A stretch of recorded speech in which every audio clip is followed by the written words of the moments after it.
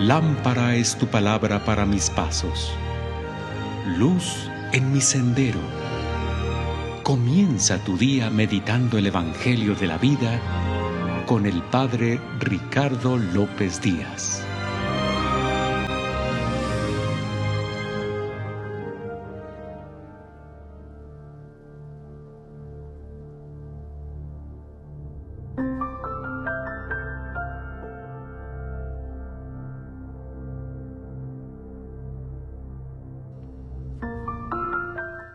Hoy, jueves 16 de febrero, escuchemos el Santo Evangelio según San Marcos. En aquel tiempo, Jesús y sus discípulos se dirigieron a los poblados de Cesarea de Filipo. Por el camino les hizo esta pregunta: ¿quién dice la gente que soy yo? Ellos le contestaron: algunos dicen que eres Juan el Bautista, otros que Elías, y otros que alguno de los profetas. Entonces él les preguntó: ¿y ustedes, quién dicen que soy yo? Pedro le respondió: tú eres el Mesías. Y él les ordenó que no se lo dijeran a nadie. Luego se puso a explicarles que era necesario que el Hijo del Hombre padeciera mucho, que fuera rechazado por los ancianos, los sumos sacerdotes y los escribas, que fuera entregado a la muerte y que resucitara al tercer día. Todo esto lo dijo con entera claridad. Entonces Pedro se lo llevó aparte y trataba de disuadirlo. Jesús se volvió y, mirando a sus discípulos, reprendió a Pedro con estas palabras: «Apártate de mí, Satanás, porque tú no juzgas según Dios, sino según los hombres». Palabra del Señor.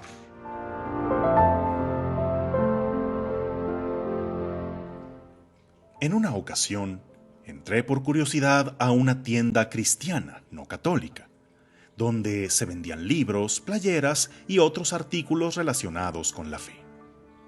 Me llamó la atención que ahí vendían unas varitas de madera, a las que no les encontraba cuál era su función. ¿Sería algo así como una varita para jugar a hacer magia? Para salir de dudas, pregunté a la encargada y me responde: es la vara de la corrección. Literalmente vendían un instrumento para pegarles a los niños cuando estos se portaran mal. Basados en el versículo de Proverbios 29:15, la vara y la reprensión dan sabiduría, pero el niño consentido avergüenza a su madre. Vaya, a mí de niño me llegaron a corregir, pero con un cinturón, una chancla o una palita de la cocina, no con un artefacto que mi madre comprara en la parroquia. Pero bueno. Y hablando de varas, también se suele decir que alguien tiene vara alta cuando tiene poder e influencias, ya que en la antigüedad el que ostentaba autoridad se le otorgaba una vara o un cetro, y claro, entre más alto era éste, mayor era su rango.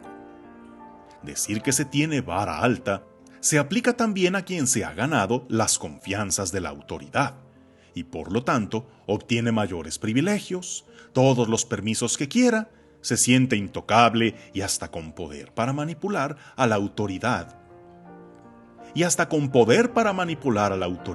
Y salirse con la suya. En este sentido, podría parecer que Simón Pedro había ganado vara alta con Jesús, al ser el primero que lo reconoce como el Mesías. En la versión de San Mateo, vemos cómo Jesús alaba la fe de su apóstol, lo constituye como una roca en la que edificará su iglesia y le promete estar con él en toda adversidad.